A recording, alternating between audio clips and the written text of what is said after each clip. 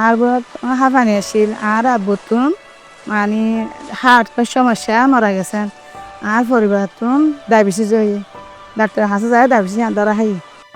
নূর আয়েশার মতো আমরা অনেকেই নিজেদের অসুখ সম্পর্কে সচেতন না, অথচ বাংলাদেশের ৬৭% মানুষের মৃত্যু হয় অসংক্রামক রোগ যেমন ডায়াবেটিস, হৃদরোগ, শ্বাসকষ্ট ইত্যাদির কারণে।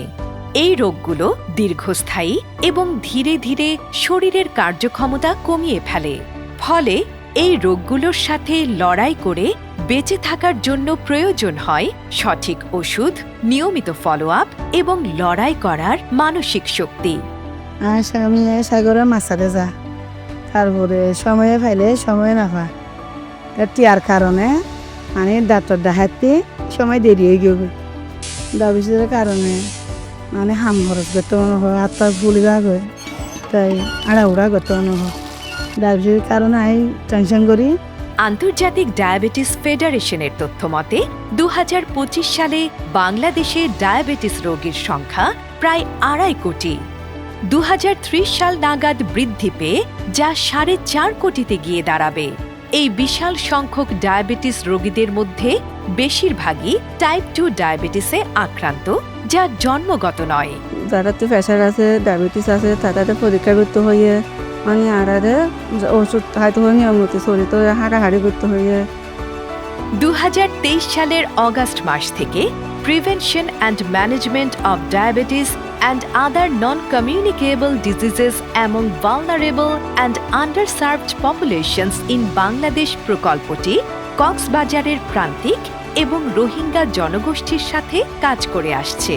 প্রকল্পটি ডায়াবেটিস এবং অন্যান্য অসংক্রামক রোগ নিয়ে সচেতনতা সৃষ্টি এবং প্রাথমিক পর্যায়ে এই রোগগুলো শনাক্ত করার ব্যাপারে সহযোগিতা করে। একই সাথে ছোট ছোট গ্রুপ তৈরির মাধ্যমে রোগ মোকাবেলায় মানসিকভাবে প্রস্তুত করে থাকে। প্রকল্পটির সার্বিক সহযোগিতায় আছে ড্যানিশ রেড ক্রস এবং ঔষধ প্রস্তুতকারী প্রতিষ্ঠান নভো নর্ডিক্স। তো এরা কমিউনিটির মাঝে আইরে যারা এনসিডি রোগীসকল আছে তারা তৈরি বাইর করি।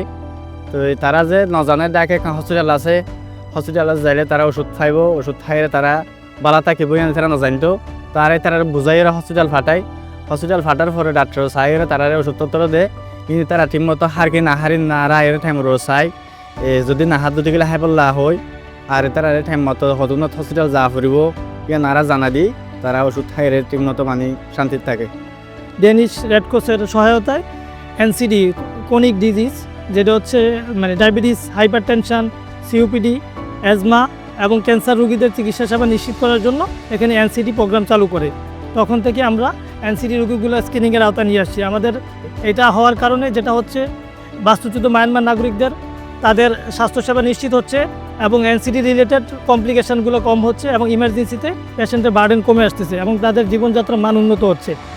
ভলেন্টিয়ার ট্রেনিংয়ের মাধ্যমে কক্সবাজারের প্রান্তিক জনগোষ্ঠী এবং রোহিঙ্গা সম্প্রদায়ের মধ্যে নন কমিউনিকেবল ডিজিজ নিয়ে সচেতনতা তৈরি এবং তাদের প্রয়োজনীয় স্বাস্থ্যসেবার সাথে যোগাযোগ তৈরির মাধ্যমে এই প্রকল্প এখন পর্যন্ত অসংখ্য মানুষকে সুস্থ জীবনে ফিরে আসতে সাহায্য করেছে এবং এই সংখ্যা প্রতিদিন বেড়েই চলেছে।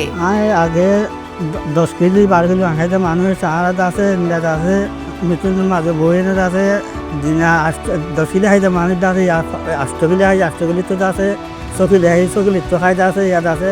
আজ 2 বছরের দেখ আছে 5 কেনা 4 জন বড় আর 3 মানুষ সুস্থ তাতেই যাবার দেশি দিক আর 3 জন। ডায়াবেটিস বাড়াটা হচ্ছে থাকি বললে আমি 20 মিনিট 30 মিনিট আড়াগুড়া করি। একবার হানা খাই, মিষ্টি জিনিস না খাই, তারপরে শাকসবজি খাই। হয় আর মাজার ওষুধ ছুড়ায় সারা পায় নিয়ে তো নিজের কি করি ওষুধ মাঝে মাধ্যমে হয় কি ভর্তিও তাতে। শারীরিক অসুস্থতা সম্পর্কে না জেনে অবহেলা করে জীবনকে ঝুঁকির মুখে ঠেলে না দিয়ে সঠিক তথ্য ও সেবা নিয়ে কাটানো যায় সুস্থ জীবন। তারই উদাহরণ এই মানুষগুলো। তাদের এই জীবনের গল্প আশার আলো হয়ে পথ দেখাচ্ছে আশেপাশের আরো অনেককেই। আর এই সব কিছু সম্ভব হয়েছে Bangladesh red crescent, Danish red cross এবং নভো নর্ডিস্কের সম্মিলিত প্রচেষ্টার কারণে। এই উদ্যোগ প্রমাণ করেছে সঠিক তথ্য, নিয়মিত যত্ন আর একে অপরের পাশে থাকলে যে কোনো লড়াই জেতা যায়। আর অসচেতনতা নয়, রোগ ভালো হোক সঠিক তথ্য, সেবা ও সহযোগিতায়।